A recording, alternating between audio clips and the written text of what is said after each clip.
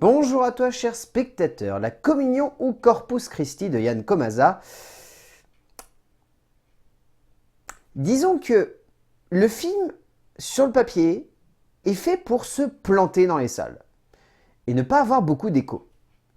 Mais on est sur un long métrage qui, heureusement, a bénéficié quand même de la meilleure promo possible pour le genre qu'il est. C'est-à-dire un tout petit film indépendant, réalisé par un metteur en scène qui n'a pas forcément plus que ça d'aura à l'international, mais le film a fait un joli petit carton en Pologne et a quand même été nommé à l'Oscar du meilleur film étranger.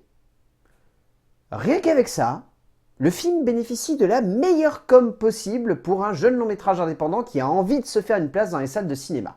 Le résumé pour faire simple, le jeune Daniel vient tout juste de sortir d'un centre de détention juvénile avec Dieu pour le guider et une envie invétérée de montrer sa foi. Sur le chemin de la Syrie dans laquelle il est supposé travailler, il va s'arrêter dans une petite église où il va rapidement être au centre d'un étrange quiproquo. Et honnêtement, en sortant de ce film, je me dis que heureusement qu'il a bénéficié d'une telle com, parce que sinon, beaucoup de gens seraient passés à côté d'une petite perle. Le long métrage de Yann Komasa est vraiment quelque chose de rare. C'est une œuvre qui part dans une direction, qui rapidement nous entraîne dans une autre, qui choisit de prendre un chemin complètement opposé pour revenir à sa base et finalement nous faire regarder avec une perspective complètement différente un récit qui aurait pu sonner comme extrêmement anecdotique et qui ne l'est pas. Yann Komasa est un metteur en scène que j'aime beaucoup. J'avais vu un de ses précédents métrages par pur hasard dans une salle de cinéma à l'absurde séance, Warsaw 44, ou Insurrection en France, très étrange titre, mais c'était une œuvre complètement fumée. Je vous invite à la regarder si jamais vous avez l'occasion de ces quatre, c'est l'opposé radical de la communion, en termes de style, en termes de forme, en termes de récit, mais ça a cette même ambition de prendre un sujet, de l'emmener dans une direction, et de rapidement créer un opposé pour revenir à la base et faire voir de manière complètement différente tout le récit au spectateur. Ce metteur en scène est quelqu'un de génial, que j'apprécie énormément et dont je ne peux que saluer le travail. Et ici sur la communion, ça transpire du début à la fin une maîtrise complète de ce que le récit doit faire comprendre au spectateur, doit lui faire ressentir et surtout, ça donne lieu à quelque chose de rare. C'est vraiment une expérience de cinéma qui dégage un sentiment profond d'humanisme et surtout de sincérité. Si parfois la religion est un sujet difficile à évoquer et à mettre en place au cœur d'un récit, il y a parfois des œuvres qui se posent comme des morceaux de cinéma très surprenants, à la forme assez évocatrice et à l'ambition certaine, malgré une base qui devrait l'enfermer dans un regard facile ou convenu pour les spectateurs. Yann Komasa nous propose ici un voyage assez surprenant au cœur de la vie tourmentée d'un jeune homme qui va changer un quiproquo en une chance inespérée de pouvoir regarder la vie autrement et surtout de transmettre sa foi à ceux qui semblent en avoir perdu une partie, pour une œuvre émouvante, émotionnelle, parfois brutale, parfois dure, mais toujours très évocatrice. En termes d'écriture, Mateusz Pasiewicz, donc comme j'évoquais, ce qui fait la particularité de ce film, c'est que c'est jamais un récit linéaire. C'est très surprenant d'ailleurs de voir à quel point ça ne veut jamais être linéaire. C'est un film qui commence dans une direction assez claire, en tout cas en posant des thématiques qui semblent assez évidentes, l'histoire d'un jeune homme dans un centre de détention juvénile qui cherche une certaine forme de rédemption et qui la trouve par Dieu et par un prêtre qui va le guider et qui va lui donner des conseils. Et rapidement, dès qu'on sort du centre, on sent que la narration a envie de nous faire comprendre autre chose. Je vous dirai pas ce que c'est pour éviter de vous spoiler, mais c'est assez radical et c'est assez clair le message qui est évoqué par là. Et puis ensuite, le récit va dans une direction complètement différente, puis ainsi de suite. C'est assez génial de voir à quel point Pasevich, il n'a pas envie de faire en sorte que sa narration aille de manière linéaire dans une direction claire. C'est pas un point A vers un point Z. C'est un point A, puis t'as le point B, puis t'as le point C, puis t'as le point D. Oh, peut-être le E, en fait ça serait le F, et puis ainsi de suite. Le film choisit de radicalement et constamment opposer des récits qui s'enchaînent pour autant de manière logique. Pour faire simple, en gros, lorsqu'il va se rendre dans la direction de la Syrie, lorsqu'il décide d'aller dans cette petite église, ça n'est pas par pur hasard, comme pourrait le laisser penser le pitch. C'est parce qu'il a choisi de ne pas aller dans la Syrie. Parce qu'il sait que s'il va là-bas, il va s'enfermer dans quelque chose qui va l'empêcher de croire, juste coup. De croire en Dieu, de croire en lui, de croire en ses proches. On ne sait pas vraiment. C'est une base. C'est une base que Pasevich va ensuite essayer d'exploiter. Et il se retrouve dans cette église. Et il dit qu'il est prêtre. Et en fait, il pense dire ça à une fille un peu lambda. Et pas du tout. Et ainsi de suite. Et du coup, ça donne lieu à un quiproquo, qui donne lieu à une remise en perspective du personnage. Et ensuite, il y a plein d'autres choses qui se mettent en place. Il y a un accident très grave qui va lui permettre à lui de pouvoir s'inclure dans la communauté et surtout de comprendre réellement est-ce que cet accident grave est quelque chose de justifié ou est-ce que derrière, il n'y a pas un plus gros trauma au sein de ce village. Et c'est ça que je trouve génial, c'est que tu commences avec une base, un jeune garçon qui sort d'un centre de détention juvénile, puis tu pars sur quelque chose de complètement différent, genre ce jeune garçon qui va essayer de résoudre un trauma au sein d'un village. Pasevich nous propose un chemin de croix particulièrement intense en termes d'écriture et surtout d'une grande justesse dans la gestion de son personnage central, ne cherchant jamais à mettre en avant le spectaculaire et l'exceptionnel par le biais de son script, mais s'attardant plutôt sur une certaine forme de douceur presque romantique.